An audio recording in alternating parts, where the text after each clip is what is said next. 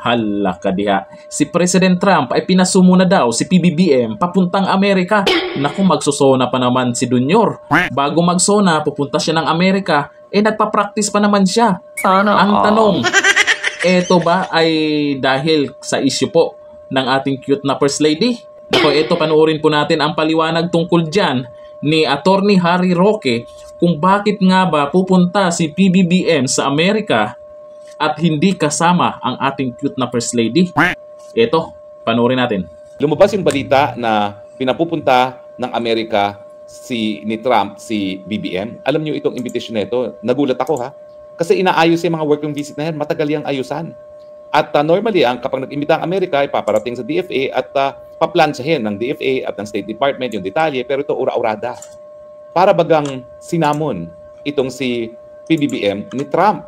At dahil ito namang si PBBM atat na magkaroon ng picture kasama si Trump para sabihin suportado siya ni Trump, talagang tinanggap ka agad. No? Pero sa katunayan, sa diplomasya, talagang pinaghahandaan po yung mga bisita na yan. So hindi ko alam ngayon kung yung pagtawag talaga namang pagsamon. Ang nangyari dyan, samon. Parang pinapunta siya, samon, at ura-urada kang pupunta. Kasi tignan nyo ha, mag-State of the Nation address, aalis ang presidente ng 20 ng Hulyo. Babalik ng 22. Di ba 24 na ang SONA? Nagpa-practice pa yan eh. Kung nagpa-practice na nga siya, pumapalpak pa siya, ngayon pa kaya na hindi siya magpa-practice at santo-santo pa siya dahil nga siya ililipat, no? Magsosona na. So, alam natin na hindi talaga pinaghandaan itong pagpapatawag sa kanya sa Amerika. It was more of summon. So ngayon, pag pinagtagni-tagni natin yan, at saka yung deklarasyon ni Rubio na talagang hindi tayo iiwanan, ano ang nakikita nating larawan? Unang-una, dawit ang First Lady sa isang pagkamatay. Pangalawa, ang Amerika kinakailangan ng Pilipinas para maging unsinkable warship ng Amerika sa laban nito sa China. Bagamat sa tingin ko, ito ay hindi magiging pangunahing agenda ng Trump administrasyon kasi siya ay America first. Mas unahin muna niya yung tariff war kaysa yung aktual na gera. Pangatlo, nangangailangan ng suporta sa PBBM dahil napakababa ng kanyang acceptance and approval and trust sa rating sa Pilipinas at gagawin niyang lahat para makakuha itong PR moment na kasama si Trump na nabibigay ng suporta sa kanya. At number 4, siyempre, inarayaan yung kagustuhan ng administrasyon na kung dawit talaga si Liza Araneta Marcos dyan sa LA, mawala yung insidente na yan. So pag pinagtugma-tugma mo yan, hindi mo maikakaila na parang related ang lahat. At anong basa ko dito?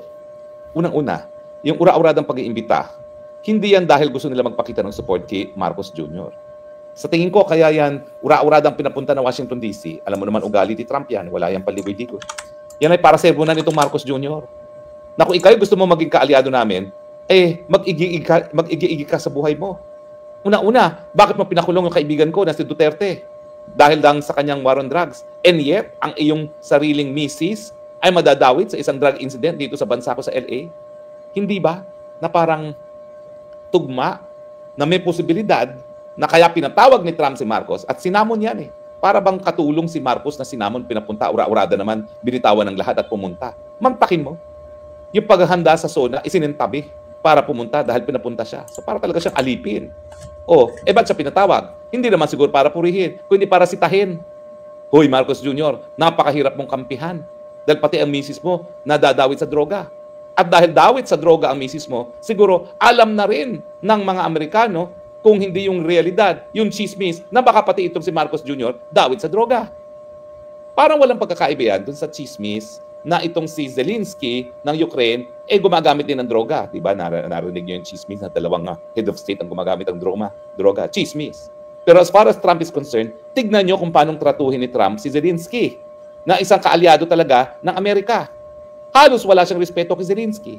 Binabastos. Bakit? Kasi nga ang tingin ni Trump, siya ay druggy. So, dapat bang pangbayabang ngayon itong Marcos Jr., itong pagsasamon sa kanya, pagtatawag sa kanya at pag-aalis niyang ura-urada papunta ng Amerika? Hindi. Dahil ang tingin ko, sosoplahin siya. Dahil mukhang alam na ni Tatay Trump na siya ay gumagamit ng pinagbabawal ng gamot at ngayon, binigyan pa niya ng headache, ng sakit sa ulo ang mga Amerikano dahil dito sa pagkadawit ni Liza Araneta sa pagkamatay ni Tantoco. Now, anong implikasyon nito sa national security? Well, siyempre, ang gusto ng Amerika talagang tuluyan magsunod-sunuran si Marcos Jr. So, ang duda ko, sosoplahin niya yan, gaya ng sinopla niya si Zelensky, para makuha ang lahat ng gusto niya sa Pilipinas. Anong gusto niya? pumayag ka na mas maraming EDCA site. Pumayag ka na lahat ng base militar pwede na namin gamitin. O, di ba? At dahil tayo naman ay meron tayong nickel, no? Pumayag ka na, kukunin din namin yung mga rare earth minerals mo. Huwag mo nang ipadala sa China. Hindi po malayong mangyari yan. Kasi nga, desperado naman ang Marcos Jr. na makuha ang suporta ng mga Amerikano. Di ba? So, kinakailangan talaga maging critical tayo sa pag-iisip at tinatagni-tagni natin ang mga pangyayari. So, anong sinasabi ko? Ang sinasabi ko, unang-una, yung pag-release ng report na yan, na nadadawit si Liza Araneta Marcos, may kinalaman po yan sa pagtawag ni Trump kay Marcos na ura-urada. Na ang mensahe ay, magtinuka dahil nahihirapan akong suportahan ka, napakahirap mong suportahin dahil nga lumalabas na kayong dalawang mag-asawa ay adik.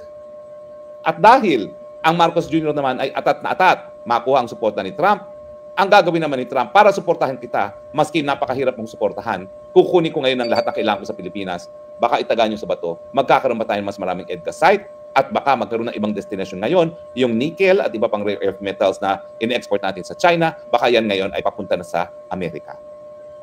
So, ang kapalit ng pagsuporta ng Amerika kay Marcos Jr. matapos na siya ay sosoplahin dito sa pagdating na nararating na kanilang pagpupulong ay ang ating soberenya, mas maraming base militar na gagamitin ng mga Amerikano at yung ating tanging yaman. Na dahilan naman talaga kung bakit nila binili tayo sa Espanyol.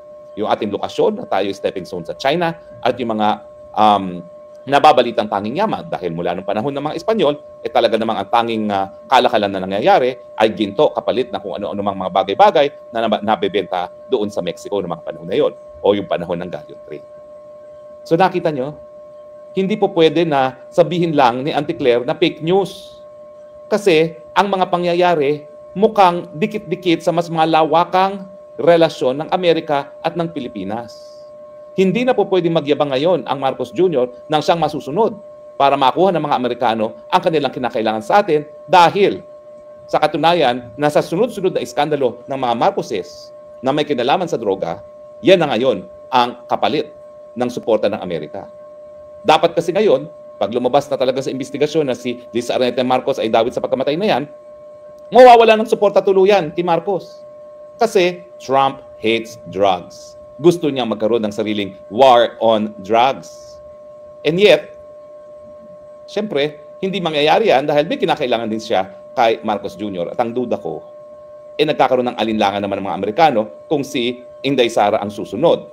Bagamat, sa tingin ko, iba yung pananaw ni Trump mismo na tinuturing na kaibigan si Tatay Digong dun sa pananaw ng mga taga-State Department na mag-iisip na anyone is better than a Duterte. Kaya nga sinusuportahan nila si Marcos ngayon na maski merong mga chismis na siya ay bangag. Di ba po, no? Masalimuot ang mga pangyayari. Pero kinakailangan critical tayo mag-isip, ha? Kasi hindi mo maintindihan bakit sabay-sabay na nangyayari. Lumabas ang coroner's report confirming death on cocaine.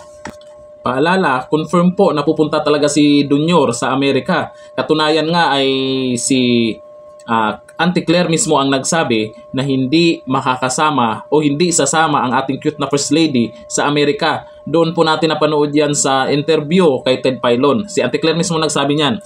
Kaya totoong pupunta talaga sa Amerika itong si Dunyor, pero hindi natin alam kung ano talaga ang pag-uusapan nila at kung bakit hindi sasama ang ating cute na First Lady. Kaya ito po nga sinasabi po ni Atty. Harry Roque, ito po ay posibleng dahilan o posibleng nangyayari ngayon nang hindi po natin alam. Ayon po dito kay Hussein Sabuya, ang gaba dili magsaba. Nako, baka yan na yung yung pagpunta sa Amerika ni Dunyor. Baka hindi natin alam kasi kung anong dahilan.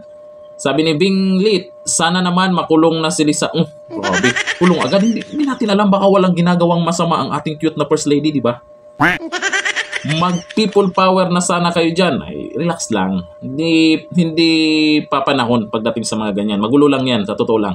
Sabi ni Jovelyn Botero, I agree with your analysis, Attorney Harry. Mabuhay ka, Attorney. God bless you. Ayan, may nag-agree po sa sinabi ni Attorney Harry Roque.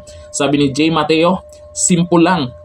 Alam ni Trump kung ano talaga ang nangyayari. Aba, siyempre, Amerika pa naman. Pagdating sa mga nangyayari po sa ibang bansa, alam po ng presidente ng Amerika yan. At alam po ni President Trump yan, lalo na naging kaibigan niya si Tatay Digong At nasaan po si Tatay Digo ngayon?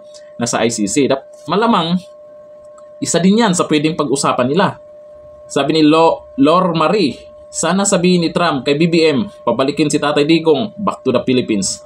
At abangan po natin kung anong magiging resulta niyan kasi ay biglaan po ito. Tsaka naghahanda po si Dunyor sa parating na SONA tapos babiyahe ng ganon ngayong dyan sa Amerika. At kung ano man yung mapag-usapan nila ay sana ay magandang balita na sa side po ng mga Duterte at magandang balita para sa Pilipinas. Alam niyo naman nangyayari na itong mga nakaraan na binalita talaga, hindi lang sa Pilipinas, buong bansa pa yung ginawa nila kay dating Pangulong Duterte. Kung totoo man ang sinabi ni Atty. Harry Roque diyan sa pagpunta ni Dunyor sa Amerika, nako, malamang kinakabahan na sila.